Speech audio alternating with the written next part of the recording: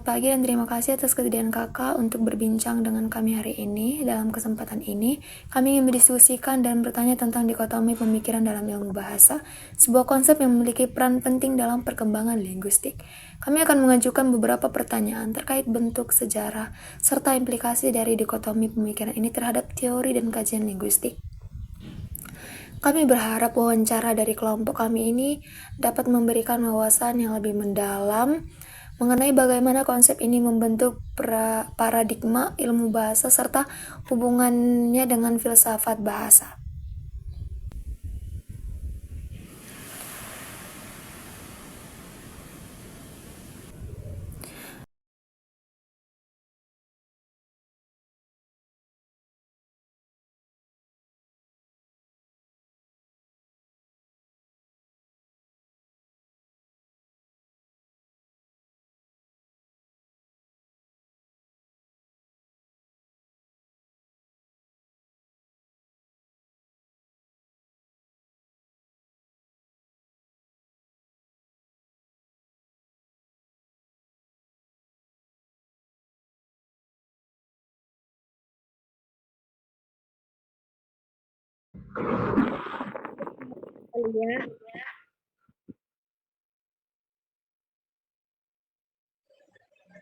Dan saya Harun.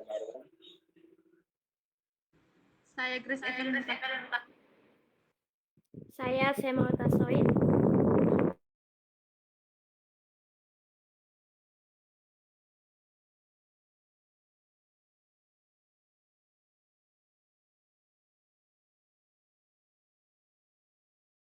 Baik, terima kasih kepada moderator. Perkenalkan, nama saya Ririn Alfitri, Prodi Sastra Indonesia Stambu 2021, kelas C. Terima kasih. Baik, pertanyaan yang pertama itu, apa saja bentuk dikotomi pemikiran dalam ilmu bahasa?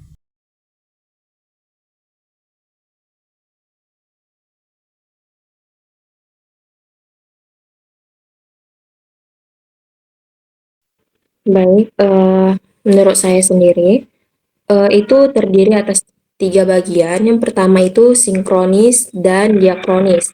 Sinkronis itu studi bahasa pada satu titik waktu, sedangkan diakronis itu studi bahasa sepanjang waktu. Kemudian yang kedua ada linkage, yaitu membedakan antara sistem bahasa dengan abstrak, dan paralel atau penggunaan bahasa konkret sehari-hari. Kemudian yang ketiga itu ada signifikan dan signifi. Signifikan itu bentuk fisik dan tanda, kemudian signifi itu makna atau konsep yang berasal dari tanda tersebut. Begitu. Jadi tadi ada 3 ya Kak, bentuk pemikiran dikotomi dalam ilmu bahasa. Yang pertama ada sinkronis dan diakronis. Iya, Ada lingue dan parole, serta signifan dan signifi. iya benar. Jadi sejarah dan perkembangan pemikiran dikotomi dalam ilmu bahasa itu Kak telah berkembang seiring dengan kemajuan teori linguistik.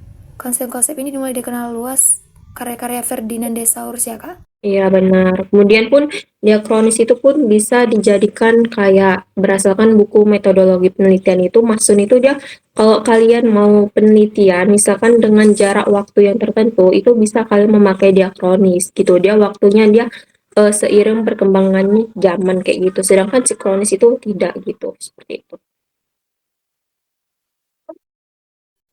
Benar.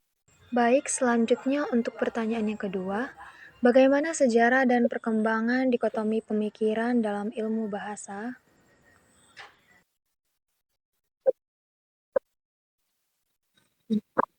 Baik, sejarah dan perkembangan diktomi pemikiran dalam ilmu bahasa. Pemikiran diktomi dalam ilmu bahasa telah berkembang seiring dengan kemajuan teori linguistik. Konsep-konsep ini mulai dikenal luas melalui karya-karya dari Ferdinand de Saussure, terutama dalam karya Course in Generality Linguistic yang diterbitkan pada tahun 1916. Dalam buku ini, Saussure menekankan pentingnya mempelajari bahasa sebagai sistem yang terstruktur untuk memahami hubungan antara struktur bahasa.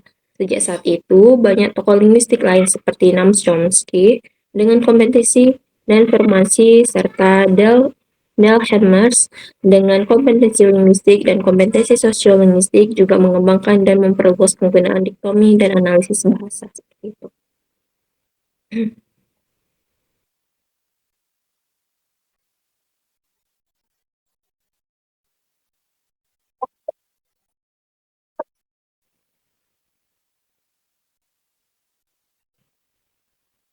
Ya, seperti itu.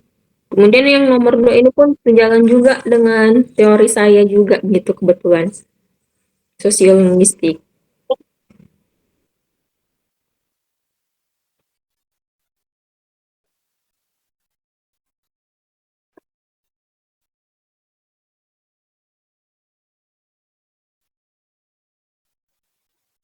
Iya benar. Yang pertama itu berasal dari orang itu seorang ahli itu Ferdinand de Saussure gitu. Baru kemudian seiring dengan perkembangan zaman, kemudian muncullah ahli-ahli baru gitu di bidang linguistik seperti Chomsky, terus Delhermes seperti itu.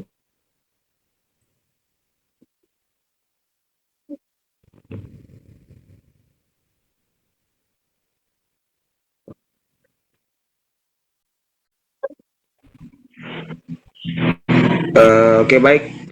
Terima kasih kepada moderator. Untuk pertanyaan ketiganya Kak, kami ada membahas tentang tadi kan nomor satu ada ditanyanya bentuk dikotomi. Yang ketiga itu adanya peran dikotomi pemikiran dalam ilmu bahasa. Jadi bagaimana peran dikotomi pemikiran dalam ilmu bahasa itu menurut Kakak sendiri? Secara umum itu peranannya itu terdiri atas 3. Yang pertama itu membantu pemahaman, seperti melalui dikotomi seperti sinkronis dan diakronis, peneliti dapat fokus pada aspek tertentu dari bahasa tanpa kehilangan konteks keseluruhan.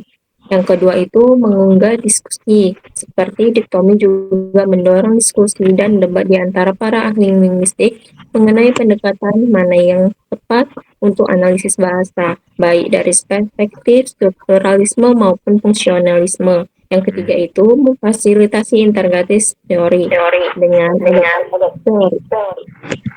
Dengan adanya diktomi, teori-teori baru dapat dibangun berdasarkan perbandingan antara dua kutub yang ada sehingga memungkinkan integrasi berbagai pendekatan dalam studi bahasa tersebut. Seperti itu. Berarti tadi ada 3 Kak. Yang pertama ada membantu pemahaman, mengunggah diskusi dan memfasilitasi teori. Ya benar. Pertanyaan selanjutnya Kak, apa hubungan antara dikotomi pemikiran dalam ilmu bahasa ini dengan filsafat bahasa sendiri Kak? Baik, hubungan antara diktomi dan pemikiran dan filsafat bahasa itu terdiri atas 4. Yang pertama itu analisis kritis, yang kedua itu ada struktur bahasa, yang ketiga ada diktomi sebagai perenungan, yang keempat ada dampak pada ilmu pengetahuan. Jadi dalam hal ini secara keseluruhan hubungan antara diktomi dan pemikiran dalam ilmu bahasa dengan filsafat bahasa menunjukkan bahwa kedua bidang ini saling melengkapi dan memperkaya pemahaman kita tentang bagaimana bahasa berfungsi dalam kehidupan manusia, serta bagaimana kita dapat merancang konsep-konsep filosofis melalui analisis linguistik tersebut. Seperti itu. Baik Kak, berarti tadi ada 4 ya Kak?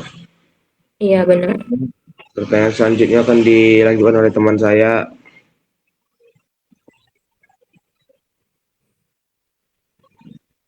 Pertanyaan yang terakhir akan dibacakan pada teman saya mau Tasmi. Baik, ini pertanyaan terakhir, Kak. Bagaimana implikasi dikotomi pemikiran dalam ilmu bahasa terhadap perkembangan teori linguistik modern? Baik, terima kasih. Pemikiran diktomi dalam ilmu bahasa. Suaranya. Kajian di Indonesia, terutama dalam pemahami struktur dan fungsi bahasa. Konsep diktomi secara vertikal berarti pembagian menjadi dua kelompok yang saling bertentangan dapat diterapkan dalam konteks linguistik untuk membedakan berbagai unsur bahasa. Suaranya memang berungung gitu.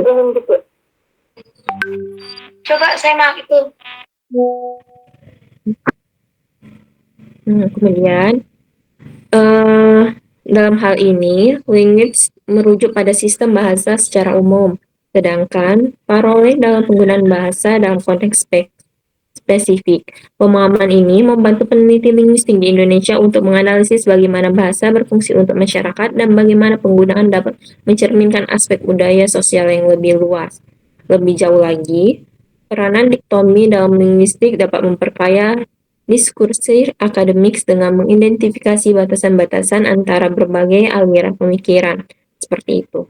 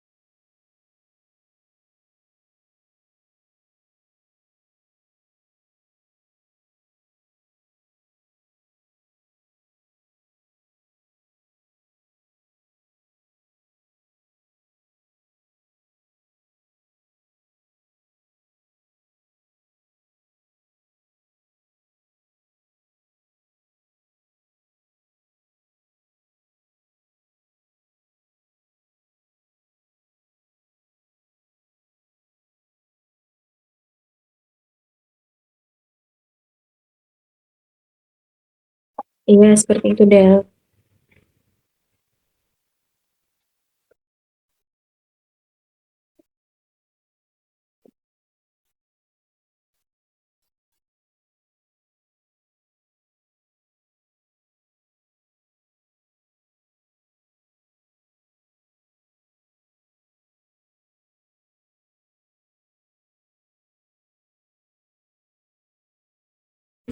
Iya,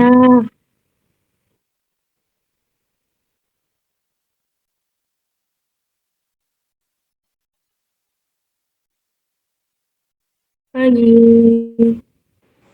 Pagi.